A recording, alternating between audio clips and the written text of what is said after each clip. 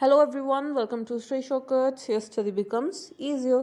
ਜਿਵੇਂ ਤੁਹਾਨੂੰ ਪਤਾ ਹੈ ਆਪਾਂ ਪੰਜਾਬੀ ਗ੍ਰਾਮਰ ਸੀਰੀਜ਼ ਸ਼ੁਰੂ ਕੀਤੀ ਹੋਈ ਹੈ ਜਿਹਦੇ ਵਿੱਚ ਅੱਜ ਆਪਣਾ 20ਵਾਂ ਲੈਕਚਰ ਹੈ ਜਿਸ 'ਚ ਆਪਾਂ ਸ਼ਬਦਾਂ ਦੇ ਰੂਪਾਂਤਰਣ ਬਾਰੇ ਡਿਟੇਲ ਦੇ ਵਿੱਚ ਸਟੱਡੀ ਕਰਾਂਗੇ। ਆਪਣੀ ਇਹ ਵੀਡੀਓ ਸਾਰੇ ਲਈ ਹੀ ਹੈਲਪਫੁਲ ਰਹਿਣ ਵਾਲੀ ਹੈ, ਚਾਹੇ ਉਹ 8393 NTT ਦੀ ਪੋਸਟਾਂ ਹੋਣ ਜਾਂ 1190 ਪਟਵਾਰੀ ਦੀਆਂ ਪੋਸਟਾਂ ਹੋਣ ਜਾਂ 135 ਮਾਸਟਰ ਕਾਡਰ ਦੀਆਂ ਪੋਸਟਾਂ ਹੋਣ ਜਾਂ ਫਿਰ ਲੈਕਚਰਰ ਦੀਆਂ ਪੋਸਟਾਂ ਹੋਣ ਜੋ ਕਿ ਹੁਣੇ ਆਊਟ ਹੋਈਆਂ ਨੇ। ਇਸ ਤੋਂ ਇਲਾਵਾ PS ਟੈਟ ਜੋ ਕਿ ਜਲਦੀ ਆਊਟ ਹੋਣ ਵਾਲਾ ਹੈ, CTET ਲਈ ਵੀ ਹੈਲਪਫੁਲ ਹੈ, ਅਤੇ ETT ਦਾ ਜਿਹੜਾ ਪੇਪਰ 2 ਹੈ ਉਹਦੇ ਲਈ ਵੀ ਹੈਲਪਫੁਲ ਹੋਣ ਵਾਲਾ ਹੈ, ਅਤੇ ਨਾਲ ਦੀ ਨਾਲ ਇਹ PS PCL ਪੰਜਾਬ ਪੁਲਿਸ ਬਾਕੀ ਜਿੰਨੇ ਵੀ ਪੰਜਾਬ ਦੇ ਕੰਪੀਟੀਟਿਵ ਐਗਜ਼ਾਮਸ ਹੈ ਸਾਰੇ ਲਈ ਹੈਲਪਫੁਲ ਹੋਣ ਵਾਲੀ ਹੈ। ਬਾਕੀ ਆਪਣੇ ਚੈਨਲ ਤੇ ਇੰਗਲਿਸ਼ ਗ੍ਰਾਮਰ ਸੀਰੀਜ਼ ਵੀ ਜਿਹੜੀ ਹੈ ਸ਼ੁਰੂ ਹੋਈ ਹੈ, ਉਸਦਾ ਲਿੰਕ ਤੁਹਾਨੂੰ ਡਿਸਕ੍ਰਿਪਸ਼ਨ ਬਾਕਸ ਦੇ ਵਿੱਚੋਂ ਜਾਂ ਆਈ ਬਟਨ ਤੇ ਕਲਿੱਕ ਕਰਕੇ ਮਿਲ ਜਾਏਗਾ। ਤੇ ਇਸ ਤੋਂ ਇਲਾਵਾ ਸਾਇੰਸ ਸਬਜੈਕਟ ਵੀ ਆਪਾਂ ਆਪਣੇ ਚੈਨਲ ਤੇ ਸ਼ੁਰੂ ਕਰਨ ਜਾ ਰਹੇ ਹਾਂ, ਜਿਸ ਦੇ ਸਾਰੇ ਹੀ ਸਬਜੈਕਟਸ ਕੈਮਿਸਟਰੀ ਬਾਇਓ ਫਿਜ਼ਿਕਸ ਇੱਕ ਕਰਕੇ ਆਪਣੇ ਚੈਨਲ ਤੇ ਆਪਾਂ ਤੁਹਾਨੂੰ ਟੀਚ ਕਰਾਂਗੇ। ਤੇ ਨਾਲ ਹੀ ਆਪਾਂ ਫੇਸਬੁੱਕ ਤੇ ਇੰਗਲਿਸ਼ ਦੀ ਈਡੀਅਮ ਐਂਡ ਫਰੇਜ਼ਿਸ ਦੀ ਇੱਕ ਸੀਰੀਜ਼ ਸ਼ੁਰੂ ਕੀਤੀ ਹੋਈ ਹੈ। ਅਗਰ ਤੁਸੀਂ ਆਪਣੀ ਇੰਗਲਿਸ਼ ਨੂੰ ਇੰਪਰੂਵ ਕਰਨਾ ਚਾਹੁੰਦੇ ਹੋ ਤਾਂ ਆਪਣਾ ਫੇਸਬੁੱਕ ਦਾ ਜਿਹੜਾ ਪੇਜ ਹੈ ਉਸਨੂੰ ਫੋਲੋ ਕਰ ਸਕਦੇ ਹੋ, ਲਿੰਕ ਤੁਹਾਨੂੰ ਡਿਸਕ੍ਰਿਪਸ਼ਨ ਬਾਕਸ ਦੇ ਵਿੱਚੋਂ ਮਿਲ ਜਾਏਗਾ। ਤੇ ਸਾਇੰਸ ਦੀ ਪ੍ਰੈਕਟਿਸ ਕਰਨ ਲਈ ਸਾਇੰਸ ਕੁਇਜ਼ ਦੀ ਇੱਕ ਸੀਰੀਜ਼ ਆਪਾਂ ਆਪਣੇ ਟੈਲੀਗ੍ਰਾਮ ਚੈਨਲ ਤੇ ਜਿਹੜੀ ਸ਼ੁਰੂ ਕੀਤੀ ਹੋਈ ਹੈ, ਲਿੰਕ ਤੁਹਾਨੂੰ ਡਿਸਕ੍ਰਿਪਸ਼ਨ ਬਾਕਸ ਦੇ ਵਿੱਚੋਂ ਮਿਲ ਜਾਏਗਾ। ਉਸ ਚੈਨਲ ਨੂੰ ਜੁਆਇਨ ਕਰੋ ਤੇ ਆਪਣੀ ਸਾਇੰਸ ਦੀ ਕੁਇਜ਼ ਦੀ ਪ੍ਰੈਕਟਿਸ ਕਰ ਸਕਦੇ ਹੋ। ਇਸ ਤੋਂ ਇਲਾਵਾ ਜੇ ਕੋਈ ਹੋਰ ਸਬਜੈਕਟ ਦੀ ਤੁਸੀਂ ਨੌਲੇਜ ਲੈਣਾ ਚਾਹੁੰਦੇ ਹੋ ਤਾਂ ਮੈਨੂੰ ਕਮੈਂਟ ਸੈਕਸ਼ਨ ਦੇ ਵਿੱਚ ਲਿਖ ਸਕਦੇ ਹੋ, ਆਪਾਂ ਤੁਹਾਨੂੰ ਜ਼ਰੂਰ ਪ੍ਰੋਵਾਈਡ ਕਰਵਾਵਾਂਗੇ। ਤੇ ਹੈਗੀ ਜੀ ਆਪਣੀ ਪੰਜਾਬੀ ਗ੍ਰਾਮਰ ਦੀ ਸੀਰੀਜ਼ ਸ਼ੁਰੂ ਕਰਦੇ ਆਪਣੀ ਵੀਡੀਓ ਨੂੰ ਸ਼ੁਰੂ ਕਰਨ ਤੋਂ ਪਹਿਲਾਂ ਇੱਕ ਛੋਟੀ ਜਿਹੀ ਰਿਕੁਐਸਟ, ਜੇ ਤੁਸੀਂ ਚੈਨਲ ਤੇ ਪਹਿਲੀ ਵਾਰ ਵਿਜ਼ਿਟ ਕੀਤਾ ਤਾਂ ਪਲੀਜ਼ ਚੈਨਲ ਨੂੰ ਸਬਸਕ੍ਰਾਈਬ ਕਰ ਲਓ, ਬੈਲ ਆਈਕਨ ਨੂੰ ਜ਼ਰੂਰ ਪ੍ਰੈਸ ਕਰ ਲਿਓ ਜਿਸ ਨਾਲ ਤੁਹਾਨੂੰ ਆਉਣ ਵਾਲੀ ਸਾਰੀ ਲੇਟੈਸਟ ਵੀਡੀਓ ਦੀ ਅਪਡੇਟ ਟਾਈਮ ਸਿਰ ਤੇ ਸਭ ਤੋਂ ਪਹਿਲਾਂ ਮਿਲੇਗੀ। ਸ਼ੁਰੂ ਕਰਦੇ ਜੀ ਆਪਣੀ ਵੀਡੀਓ ਨੂੰ, ਜਿਸ ਦੇ ਵਿੱਚ ਅੱਜ ਆਪਾਂ ਪੜਾਂਗੇ ਸ਼ਬਦਾਂ ਦੇ ਰੂਪਾਂਤਰਣ ਬਾਰੇ। ਤਾਂ ਸ਼ਬਦਾਂ ਦਾ ਰੂਪਾਂਤਰਣ ਜਿਹੜਾ ਹੈ ਯਾਨੀ ਕਿ ਸ਼ਬਦਾਂ ਨੂੰ ਜਦੋਂ ਆਪਾਂ ਚੇਂਜ ਕਰਦੇ ਹਾਂ, ਰੂਪ ਬਦਲਦੇ ਹਾਂ, ਤਾਂ ਰੂਪ ਜਦੋਂ ਬਦਲਦੇ ਆ ਤਾਂ ਸ਼ਬਦਾਂ ਨੂੰ ਅੱਗੇ ਤਿੰਨ ਜਿਹੜੇ ਹੈ ਟਾਈਪਸ ਦੇ ਵਿੱਚ ਵੰਡਿਆ ਜਾ ਸਕਦਾ ਹੈ। ਕਿੰਨੇ ਭਾਗਾਂ ਵਿੱਚ? ਤਿੰਨ ਭਾਗਾਂ ਵਿੱਚ ਜਾਂ ਤਿੰਨ ਹਿੱਸਿਆਂ ਵਿੱਚ ਵੰਡਿਆ ਜਾ ਸਕਦਾ। ਕਿਹੜੇ ਕਿਹੜੇ ਆ? ਸਭ ਤੋਂ ਪਹਿਲਾਂ ਹੈਗਾ ਜੀ ਉਹਦੇ ਵਿੱਚ ਤੁਸੀਂ ਇਸ ਤਰ੍ਹਾਂ ਫਲੋ ਚਾਰਟ ਬਣਾ ਸਕਦੇ ਹੋ। ਹਾਂਜੀ, ਸਭ ਤੋਂ ਪਹਿਲਾਂ ਹੈ ਸੰਗਿਆ। ਸੰਗਿਆ। ਦੂਸਰਾ ਹੈ ਜੀ ਕਿਰਿਆ, ਤੇ ਤੀਸਰੀ ਇਹਦੀ ਟਾਈਪ ਬਣ ਜਾਂਦੀ ਹੈ ਅਵਯਵ। ਪਹਿਲੀ ਟਾਈਪ ਸੰਗਿਆ, ਦੂਸਰੀ ਟਾਈਪ ਕਿਰਿਆ ਤੇ ਤੀਸਰੀ ਟਾਈਪ ਅਵਯਵ। ਸੰਗਿਆ ਕੀ ਹੁੰਦੀ ਹੈ? ਸਭ ਤੋਂ ਪਹਿਲਾਂ ਆਪਾਂ ਇਹਦਾ ਦੇਖ ਲੈਂਦੇ ਹਾਂ। ਸੰਗਿਆ ਫਸਟ ਦੇਖੋ, ਸੰਗਿਆ ਉਹ ਹੁੰਦੀ ਹੈ ਜਾਂ ਆਪਾਂ ਉਹਨਾਂ ਸ਼ਬਦਾਂ ਨੂੰ ਕਹਿੰਦੇ, ਤੁਸੀਂ ਨਾਲ ਨਾਲ ਪਹਿਲਾਂ ਲਿਖ ਲਓ, ਜਿਨ੍ਹਾਂ ਸ਼ਬਦਾਂ ਦਾ ਰੂਪ ਕਿਹਦੇ ਕਰਕੇ ਚੇਂਜ ਹੋਵੇ? ਲਿੰਗ, ਵਚਨ ਤੇ ਕਾਰਕ, ਇਹਨਾਂ ਕਰਕੇ ਚੇਂਜ ਹੋਵੇ, ਯਾਨੀ ਕਿ ਇਹਨਾਂ ਦਾ ਰੂਪ ਬਦਲੇ, ਠੀਕ ਹੈ ਜੀ, ਉਹਨਾਂ ਨੂੰ ਕਹਿੰਦੇ ਆ ਸੰਗਿਆ। ਨਾਲ ਹੀ ਇਹਦੇ ਵਿੱਚ ਦੂਸਰਾ ਪੁਆਇੰਟ ਤੁਸੀਂ ਲਿਖ ਸਕਦੇ ਹੋ, ਜਿਨ੍ਹਾਂ ਸ਼ਬਦਾਂ ਦਾ ਰੂਪ ਕਾਲ ਕਰਕੇ ਨਾ ਬਦਲੇ।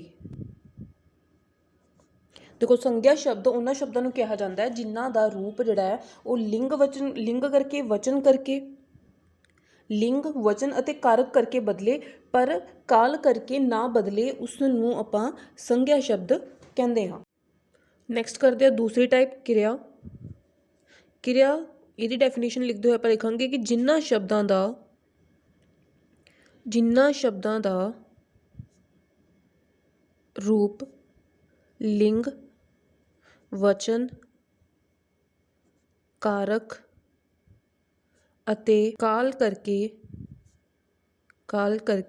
ਬਦਲੇ, ਉਹਨਾਂ ਸ਼ਬਦਾਂ ਨੂੰ ਕਿਰਿਆ ਸ਼ਬਦ ਕਿਹਾ ਜਾਂਦਾ ਹੈ। ਦੇਖੋ, ਇਹਦੇ ਵਿੱਚ ਸਿਰਫ ਲਿੰਗ, ਵਚਨ ਅਤੇ ਕਾਰਕ ਕਰਕੇ ਬਦਲ ਰਿਹਾ ਸੀ ਰੂਪ, ਪਰ ਕਿਰਿਆ ਨੂੰ ਦੇ ਵਿੱਚ ਕਾਲ ਕਰਕੇ ਵੀ ਜਿਹੜਾ ਰੂਪ ਬਦਲਦਾ ਉਹਨੂੰ ਅਸੀਂ ਕਿਰਿਆ ਸ਼ਬਦ ਕਹਿੰਦੇ ਹਾਂ। ਹੁਣ ਆਪਾਂ ਆ ਜਾਂਦੇ ਹਾਂ ਅਵਯਵ ਤੇ। ਹਾਂਜੀ, ਥਰਡ ਟਾਈਪ ਆ ਗਈ ਆਪਣੀ ਅਵਯਵ। ਇਹ ਉਹ ਸ਼ਬਦ ਹਨ ਜਿਨ੍ਹਾਂ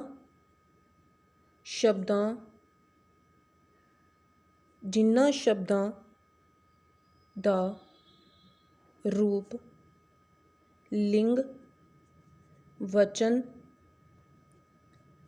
ਕਾਰਕ ਅਤੇ ਕਾਲ ਕਰਕੇ ਨਾ ਬਦਲੇ, यानी कि ये वो शब्द हैं जिन्हां दा रूप बदलता ही नहीं, ना लिंग करके, ना ही वचन, ना ही कारक ते ना ही काल करके। जिन्हां दा रूप ना बदले उन्होंने असीं कहने अव्यय, ते जिन्हां दा लिंग वचन ते कारक करके बदले वो हो गई संज्ञा, ते जिन्हां दा लिंग वचन कारक अते काल करके भी बदले वो हो गए साडे किरिया शब्द। इस तरह शब्दां दे रूपांतरण के आधार पर असीं इन्हां नूं 3 भागां विच वंडदे हां, संज्ञा, किरिया ते अव्यय। संज्ञा शब्द की अगर आप गल करिए ये टाइप्स की गल करिए तो ये टाइप्स आंदियां ने या उदाहरण कह लो, उदाहरण किहड़ी किहड़ी आ जाती है ये उदाहरण आ जाती है जी नाव, पड़नाव अते विशेषण। ये जो 3 है जी ये है ने संज्ञा शब्द। नाव जिमें तुसीं लगा सकते हो, जिमें शब्द जिहड़े हुंदे ने जिमें मुंडा, नाव दे विच अगर आप गल कर लईए नाव की उदाहरण मुंडा। हुण मुंडे तो शब्द बनाया जा सकता जी मुंडे, तो कई मुंडे यानी कि वचन के आधार पर ये जोड़े शब्द हैं उसका रूपांतरण हो गया। इसी तरह मनुख बनाया जा सकता है इस तो। जे लिंग के आधार पर गल करिए तो इस तो बन जाएगी जी कुड़ी, तीवीं या कुड़ियाँ। ठीक है, इस तरह कुड़ियाँ जिहड़ा वचन के आधार पर हो गया। इसी तरह पड़नाव की गल कर लीए।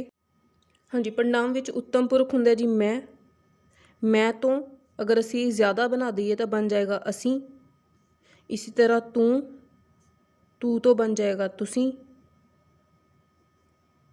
इसी तरह ओ है तो बन जाएगा जी ओहो हन। इस तरह असी वचन के आधार पर इसनूं चेंज कर सकते हैं। इसी तरह विशेषण का भी तुसीं कर सकते हो। जिवें विशेषण नूं असी किस तरह चेंज कर सकते हाँ। जिवें इहदे विच साडे कोल सेंटेंस है राम सोना मुंडा है, तो इसनूं तुसीं चेंज करके लिख सकते हो राम अते शाम।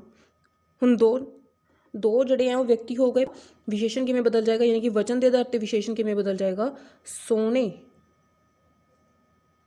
मुंडे हन। देखो सोने जिहड़ा विशेषण है वह भी बदल गया, तो नाल ही मुंडा जो कि नाम है वह भी बदल गया जी मुंडे। तो इस तरह असी शब्दां का रूपांतरण कर सकते हैं। तो तुहानूं संज्ञा जिहड़ी है पूरी क्लीयर हो गई होएगी कि संज्ञा दे विच जिहड़े आंदे आ नाम पड़नाम विशेषण जिन्हां दा रूप जिहड़ा लिंग वचन अते कारक के आधार पर बदल जाए उसनूं असी संज्ञा शब्द कहने। इसी तरह किरिया दे विच किरिया आ जाएगी जी, उदाहरण यदि किरिया होएगी। किरिया शब्द तुहानूं पता है किहड़े शब्द हुंदे ने। किरिया शब्द वो शब्द हुंदे ने जिन्हां तो सानूं किसी काम दे होण बारे या किसी दे हालात दे होण बारे सानूं पता लगे, तो इहदे विच आएगी किरिया शब्द। किरिया शब्द किहड़े किहड़े हुंदे आ जी, जिवें खेडना, पढ़ना। तो इस तो जो तुसीं सेंटेंस बनाओगे कि मुंडा पढ़ता है, तो जो आप इसनूं ज़्यादा चेंज कर देंगे लिंग वचन के लिंग के आधार पर कर देंगे तो कुड़ी पढ़ती है, वचन के आधार पर कर देंगे तो कुड़ियाँ पढ़दियाँ हैं। ठीक है जी, इस तरह ये जिहड़े चेंज किए जा सकते हैं। काल के आधार पर भी चेंज किए जा सकते हैं जी। कुड़ियाँ पढ़दियाँ हैं यानी कि प्रेजेंट हो गया, वर्तमान काल हो गया, तो कुड़ियाँ पढ़दियाँ सन तो ये जिहड़ा हैगा वो भूतकाल हो गया। जिवें मुंडा पढ़दा है, इसनूं ही चेंज करके असीं लिख सकते हैं मुंडे पढ़ते हैं। ये हो गया जी वचन के आधार पर। फिर असीं इस तो बना सकते हैं कुड़ियाँ पढ़दियाँ हैं। हुण तुसीं देख सकते हो इहदे विच जिहड़ा किरिया शब्द है पढ़दा, फिर पढ़दे, फिर पढ़दियाँ, तो इस तरह ये शब्द जिहड़ा चेंज हो जाता है। इसी तरह काल के आधार पर कुड़ियाँ पढ़दियाँ सन, तो ये हो गया जी पढ़दियाँ हैं, ये हो गया वर्तमान काल। पढ़दियाँ सन ये हो गया जी भूतकाल। इस तरह काल के आधार पर भी किरिया शब्द जिहड़े वो चेंज हो जाते हैं, रूप बदल जाता है उन्हों का। हुण आपां गल करते अपनी तीसरी अव्यय के बारे। देखो अव्यय उही हुंदा जिन्हां शब्दां का रूप किसी भी करके ना बदले, ना ही लिंग वचन कारक काल करके जो नहीं बदलता उन्होंने असीं कहने जी अव्यय शब्द। अव्यय शब्द दी उदाहरणां किहड़ियां ने जी, तुसीं लिख लो इन्हां दी उदाहरणां। इहदे विच आउंदी है जी सब तो पहली उदाहरण किरिया विशेषण। किरिया विशेषण इहदी पहली उदाहरण होगी जी। दूसरी उदाहरण यदि आ जाती है संबंधक, तीसरी आ जाती है जी योजक, तो फिर आ जाती है जी विस्मिक। ये कुछ ਇਹਦੀਆਂ ਉਦਾਹਰਨਾਂ हो ਜਾਂਦੀਆਂ ਨੇ ਜਿਹੜਾ ਕਿਸੇ ਵੀ ਕਰਕੇ ਇਹਨਾਂ ਦਾ ਰੂਪ ਨਹੀਂ ਬਦਲਦਾ। ਆਪਣੇ ਕੋਲ ਸੈਂਟੈਂਸ ਹੈਗਾ ਮੁੰਡੇ ਤੇਜ਼ ਦੌੜਦੇ ਹਨ। ਮੁੰਡੇ ਤੇਜ਼ ਦੌੜਦੇ ਹਨ। ਇਸੇ ਤਰ੍ਹਾਂ ਜਦੋਂ ਆਪਾਂ ਇਹਦਾ ਰੂਪ ਬਦਲਦੇ ਆ ਜੀ, ਇਹਨੂੰ ਆਪਾਂ ਲਿੰਗ ਵਚਨ ਦੇ ਤੌਰ 'ਤੇ ਬਦਲੀਏ, ਕੁੜੀਆਂ ਤੇਜ਼ ਦੌੜਦੀਆਂ ਹਨ। ਹਾਂਜੀ, ਦੇਖੋ ਮੁੰਡੇ ਜਿਹੜਾ ਹੈ ਉਹ ਨਾਮ ਸ਼ਬਦ ਹੈ, ਤਾਂ ਨਾਮ ਬਦਲ ਗਿਆ। ਜਦੋਂ ਅਸੀਂ ਲਿੰਗ ਦੇ ਆਧਾਰ 'ਤੇ ਇਹਦਾ ਰੂਪਾਂਤਰ ਕੀਤਾ ਤਾਂ ਮੁੰਡੇ ਦਾ ਕੁੜੀਆਂ ਬਣ ਗਿਆ।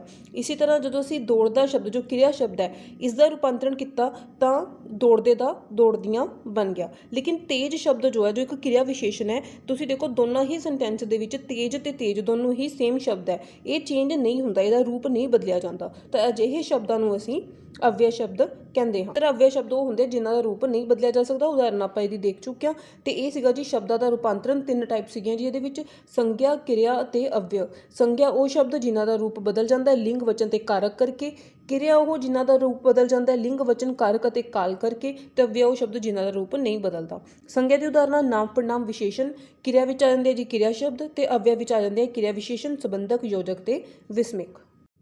ਹਾਂਜੀ, ਸ਼ਬਦਾਂ ਦਾ ਰੂਪਾਂਤਰਨ ਆਪਾਂ ਪੜ੍ਹ ਰਹੇ ਸੀ। ਇਹਦੇ ਵਿੱਚ ਆਪਾਂ ਇੱਕ ਹੋਰ ਟਾਈਪ ਦੇਖ ਲੈਂਦੇ ਹਾਂ ਜਿਹਦੇ ਵਿੱਚ ਆਉਂਦੇ ਜੀ ਸਾਡੇ ਪਾਸ ਵਿਰੋਧ ਅਰਥੇ ਸ਼ਬਦ। ਵਿਰੋਧ ਅਰਥੇ ਸ਼ਬਦ ਮਤਲਬ ਉਹ ਦੋ ਸ਼ਬਦ ਜਿਹੜੇ ਆਪਸ ਦੇ ਵਿੱਚ ਵਿਰੋਧ ਅਰਥ ਰੱਖਦੇ ਹਨ, ਯਾਨੀ ਕਿ ਉਲਟ ਅਰਥ ਰੱਖਦੇ ਹਨ। ਉਲਟ ਅਰਥ ਰੱਖਣ ਤੋਂ ਦੇ ਨਾਲ ਆਪਾਂ ਸ਼ਬਦਾਂ ਦਾ ਜਦੋਂ ਆਪਾਂ ਰੂਪਾਂਤਰਨ ਕਰਦੇ ਹਾਂ, ਜਿਵੇਂ ਸ਼ਬਦ ਹੈਗਾ ਜੀ ਸਾਡੇ ਕੋਲ ਉੱਚਾ। ਹੁਣ ਉੱਚਾ ਸ਼ਬਦ ਹੈ, ਇਹਦਾ ਅਸੀਂ ਰੂਪਾਂਤਰਨ ਕਰਨਾ ਹੈ। ਕਿਹੜੇ ਸ਼ਬਦ ਦੇ ਵਿੱਚ ਕਰਨਾ ਹੈ? ਵੀ ਉਹ ਸ਼ਬਦ ਜਿਸ ਦੇ ਵਿੱਚ ਇਹਦਾ ਅਰਥ ਜਿਹੜਾ ਉਹ ਉਲਟ ਹੋਵੇ। ਤਾਂ ਇਹ ਸ਼ਬਦ ਬਣ ਜਾਏਗਾ ਜੀ ਨੀਵਾਂ, ਉੱਚੇ ਤੋਂ ਨੀਵਾਂ। ਇਸੇ ਤਰ੍ਹਾਂ ਦਿਨ ਤੋਂ ਰਾਤ, ਠੀਕ ਹੈ। ਇਸ ਤਰ੍ਹਾਂ ਇਹਦੀਆਂ ਕੁਝ ਐਗਜ਼ਾਮਪਲਸ ਹੋ ਜਾਂਦੀਆਂ ਨੇ। ਵਿਰੋਧ ਦੇ ਅਰਥ ਸ਼ਬਦ ਜਿਹੜੇ ਇੱਕ ਦੂਸਰੇ ਤੋਂ ਸ਼ਬਦ ਦੇ ਜਿਹੜੇ ਅਰਥ ਨੇ ਉਹ ਉਲਟ ਹੋਣ। ਸ਼ਬਦਾਂ ਦੇ ਰੂਪਾਂਤਰਨ ਜਾਂ ਸ਼ਬਦਾਂ ਦੇ ਬਦਲਾਵ ਦੇ ਵਿੱਚ ਜੀ ਆਪਾਂ ਸ਼ਬਦ ਨੂੰ ਮਤਲਬ ਕਿਸ ਤਰ੍ਹਾਂ ਆਪਾਂ ਰਚਿਤ ਕਰ ਸਕਦੇ ਹਾਂ, ਉਹਨਾਂ ਦਾ ਰਚਨਾ ਜਿਹੜੀ ਹੈਗੀ ਆਪਾਂ ਕਰ ਸਕਦੇ ਹਾਂ। ਉਹਦੇ ਵਿੱਚ ਕਈ ਆਪਾਂ ਟਾਈਪਸ ਪੜ੍ਹੀਆਂ। ਸਭ ਤੋਂ ਪਹਿਲਾਂ ਆਪਾਂ ਪੜ੍ਹਿਆ ਜੀ ਰਚਿਤ ਸ਼ਬਦ ਵਿੱਚ ਆਪਾਂ ਪੜ੍ਹੇ ਸਮਾਸੀ ਸ਼ਬਦ। ਸਮਾਸੀ ਸ਼ਬਦ ਐਸੇ ਦੋ ਸ਼ਬਦਾਂ ਦੇ ਜੋੜੇ ਹੁੰਦੇ ਆ ਜੀ ਜੋ ਇਕੱਠੇ ਬੋਲੇ ਜਾਂਦੇ ਆ, ਯਾਨੀ ਕਿ ਇੱਕ ਦੇ ਨਾਲ ਦੂਜਾ ਸ਼ਬਦ ਆਪਣੇ ਆਪ ਹੀ ਜਿਹੜਾ ਲੱਗ ਕੇ ਬੋਲਿਆ ਜਾਂਦਾ ਹੈ, ਤਾਂ ਉਹ ਬਣ ਜਾਂਦਾ ਜੀ ਸਮਾਸੀ ਸ਼ਬਦ ਦਾ ਜੋੜਾ। ਦੂਸਰਾ ਜਿਹੜਾ ਹੈਗਾ ਜੀ ਇਹਦੇ ਵਿੱਚ ਆਪਾਂ ਪੜ੍ਹਿਆ ਉਤਪੰਨ ਸ਼ਬਦ। ਉਹ ਹੁੰਦੇ ਆ ਜੀ ਜਿਹਦੇ ਵਿੱਚ ਆਪਾਂ ਇੱਕ ਮੂਲ ਸ਼ਬਦ ਦੇ ਅੱਗੇ ਜਾਂ ਪਿੱਛੇ ਕੁਝ ਸ਼ਬਦ ਲਗਾ ਕੇ ਨਵੇਂ ਸ਼ਬਦਾਂ ਦੀ ਰਚਨਾ ਕਰਦੇ ਹਾਂ, ਜਿਵੇਂ ਅਗੇਤਰ ਜਾਂ ਪਿਛੇਤਰ ਲਗਾ ਕੇ। ਉਸ ਤੋਂ ਬਾਅਦ ਆਪਾਂ ਸ਼ਬਦਾਂ ਦੀ ਉਤਪਤੀ ਦਾ ਦੂਜਾ ਢੰਗ ਜਿਹੜਾ ਸੀਗਾ ਜੀ ਕਨਵਰਜ਼ਨ ਦੇ ਆਧਾਰ 'ਤੇ, ਵੀ ਨਾਮ ਤੋਂ ਵਿਸ਼ੇਸ਼ਣ ਵਿੱਚ ਬਦਲ ਕੇ, ਵਿਸ਼ੇਸ਼ਣ ਤੋਂ ਨਾਮ ਵਿੱਚ ਬਦਲ ਕੇ, ਕਿਰਿਆ ਤੋਂ ਨਾਮ ਵਿੱਚ ਬਦਲ ਕੇ, ਨਾਮ ਤੋਂ ਫਿਰ ਕਿਰਿਆ ਵਿੱਚ ਬਦਲ ਕੇ, ਕਿਰਿਆ ਤੋਂ ਵਿਸ਼ੇਸ਼ਣ ਜਾਂ ਵਿਸ਼ੇਸ਼ਣ ਤੋਂ ਕਿਰਿਆ। ਇਸ ਤਰ੍ਹਾਂ ਅਸੀਂ ਸ਼ਬਦਾਂ ਦਾ ਜਿਹੜਾ ਹੈ ਇੱਥੇ ਸ਼ਬਦਾਂ ਦੀ ਨਵੀਂ ਉਤਪਤੀ ਕਿਵੇਂ ਹੋ ਸਕਦੀ ਹੈ ਉਹਦਾ ਦੂਜਾ ਢੰਗ ਪੜ੍ਹਿਆ। ਉਸ ਤੋਂ ਬਾਅਦ ਫਿਰ ਅਸੀਂ ਅੱਜ ਆਪਾਂ ਸ਼ਬਦਾਂ ਦਾ ਰੂਪਾਂਤਰਨ ਪੜ੍ਹਿਆ ਕਿ ਸ਼ਬਦਾਂ ਦਾ ਰੂਪਾਂਤਰਨ ਰੂਪ ਬਦਲ ਕੇ ਨਵੇਂ ਸ਼ਬਦ ਕਿਸ ਤਰ੍ਹਾਂ ਬਣਾਏ ਜਾ ਸਕਦੇ ਨੇ, ਜਿਹਦੇ ਵਿੱਚ ਆਪਾਂ ਸੰਗਿਆ ਪੜ੍ਹੀ, ਕਿਰਿਆ ਪੜ੍ਹਿਆ, ਅਵਯ ਪੜ੍ਹਿਆ ਤੇ ਵਿਰੋਧ ਅਰਥੇ ਸ਼ਬਦ ਪੜ੍ਹੇ। ਇਸ ਤੋਂ ਇਲਾਵਾ ਜੇ ਤੁਸੀਂ ਵਿਰੋਧ ਅਰਥੇ ਸ਼ਬਦ, ਸਮਾਨਾਰਥਕ ਸ਼ਬਦ ਜਿਨ੍ਹਾਂ ਨਾਲ ਅਸੀਂ ਸ਼ਬਦਾਂ ਦੀ ਉਤਪਤੀ ਕਰਦੇ ਹਾਂ ਜਾਂ ਸ਼ਬਦਾਂ ਦਾ ਰੂਪ ਬਦਲਿਆ ਜਾ ਸਕਦਾ, ਉਹਦੀ ਪ੍ਰੈਕਟਿਸ ਹੋਰ ਕਰਨਾ ਚਾਹੁੰਦੇ ਹੋ ਤਾਂ ਤੁਸੀਂ ਜਿੰਨੇ ਵੀ ਗ੍ਰਾਮਰ ਬੁੱਕਸ ਹੈਗੀਆਂ ਨੇ ਪੰਜਾਬੀ ਦੀਆਂ, ਉਹਦੇ ਵਿੱਚੋਂ ਵਿਰੋਧ ਅਰਥੇ ਸ਼ਬਦ, ਸਮਾਸੀ ਸ਼ਬਦ ਜਾਂ ਫਿਰ ਅਗੇਤਰ, ਪਿਛੇਤਰ, ਸਮਾਨਾਰਥਕ ਸ਼ਬਦ, ਇਹਨਾਂ ਸਾਰੇ ਸ਼ਬਦਾਂ ਦੀ ਜਿਹੜੀ ਪ੍ਰੈਕਟਿਸ ਹੈ 6th ਸਟੈਂਡਰਡ ਤੋਂ ਲੈ ਕੇ ਪੰਜਾਬ ਬੋਰਡ ਦੀ 10th ਸਟੈਂਡਰਡ ਤੱਕ ਜਿਹੜੀ ਗ੍ਰਾਮਰ ਬੁੱਕ ਹੁੰਦੀ ਹੈ ਪੰਜਾਬੀ ਗ੍ਰਾਮਰ ਬੁੱਕ, ਤੁਸੀਂ ਉਹਦੇ ਵਿੱਚੋਂ ਪ੍ਰੈਕਟਿਸ ਕਰ ਸਕਦੇ ਹੋ। ਬਾਕੀ ਫਿਰ ਵੀ ਤੁਹਾਡੀ ਜੇ ਕੋਈ ਕੁਐਰੀ ਹੈ ਤਾਂ ਤੁਸੀਂ ਮੈਨੂੰ ਕਮੈਂਟ ਸੈਕਸ਼ਨ ਦੇ ਵਿੱਚ ਲਿਖ ਸਕਦੇ ਹੋ। ਜੇ ਤੁਹਾਨੂੰ ਵੀਡੀਓ ਵਧੀਆ ਲੱਗੀ ਤਾਂ ਪਲੀਜ਼ ਵੀਡੀਓ ਨੂੰ ਲਾਈਕ ਕਰੋ, ਵੱਧ ਤੋਂ ਵੱਧ ਸ਼ੇਅਰ ਕਰੋ ਤੇ ਤੁਹਾਨੂੰ ਵੀਡੀਓ ਕਿੱਦਾਂ ਦੀ ਲੱਗੀ ਆਪਣਾ ਫੀਡਬੈਕ ਮੈਨੂੰ ਕਮੈਂਟ ਸੈਕਸ਼ਨ ਦੇ ਵਿੱਚ ਜ਼ਰੂਰ ਦਿਓ। ਨੈਕਸਟ ਲੈਕਚਰ ਦੇ ਵਿੱਚ ਅਸੀਂ ਜੀ ਆਪਣੇ ਵਾਕਬੋਧ ਬਾਰੇ ਗੱਲ ਕਰਾਂਗੇ, ਕਿਉਂਕਿ ਧੁਨੀਬੋਧ ਤੇ ਸ਼ਬਦਬੋਧ ਵਿਆਕਰਨ ਦੇ 2 ਭਾਗ ਜਿਹੜੇ ਹੁੰਦੇ ਆ ਆਪਾਂ ਖਤਮ ਕਰ ਚੁੱਕੇ ਹਾਂ, ਧੁਨੀਬੋਧ ਤੇ ਸ਼ਬਦਬੋਧ।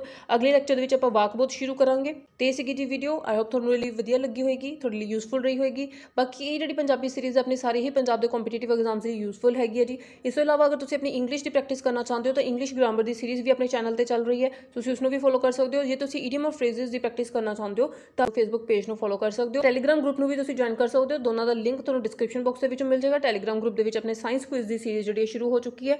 ਆਪਣੇ ਸਾਇੰਸ ਕੁਇਜ਼ ਦੀ ਸੀਰੀਜ਼ ਨੂੰ ਤੁਸੀਂ ਜੁਆਇਨ ਕਰ ਸਕਦੇ ਹੋ, ਜਿਸ ਨਾਲ ਤੁਸੀਂ ਸਾਇੰਸ ਸਬਜੈਕਟ ਦੀ ਪ੍ਰੈਕਟਿਸ ਕਰ ਸਕਦੇ ਹੋ। ਉਹਦੇ ਵਿੱਚ ਸਾਰੇ ਹੀ ਸਬਜੈਕਟਸ ਦੀ ਲਾਈਕ ਸਾਇੰਸ ਦੇ ਵਿੱਚ ਜਿਹੜੇ ਕੈਮਿਸਟਰੀ, ਫਿਜ਼ਿਕਸ, ਬਾਇਓ ਸਾਰੇ ਹੀ ਸਬਜੈਕਟਸ ਦੀ ਸੀਰੀਜ਼ ਦੀ ਕੁਇਜ਼ ਜਿਹੜੇ ਆ ਉਹ ਆਉਣਗੇ।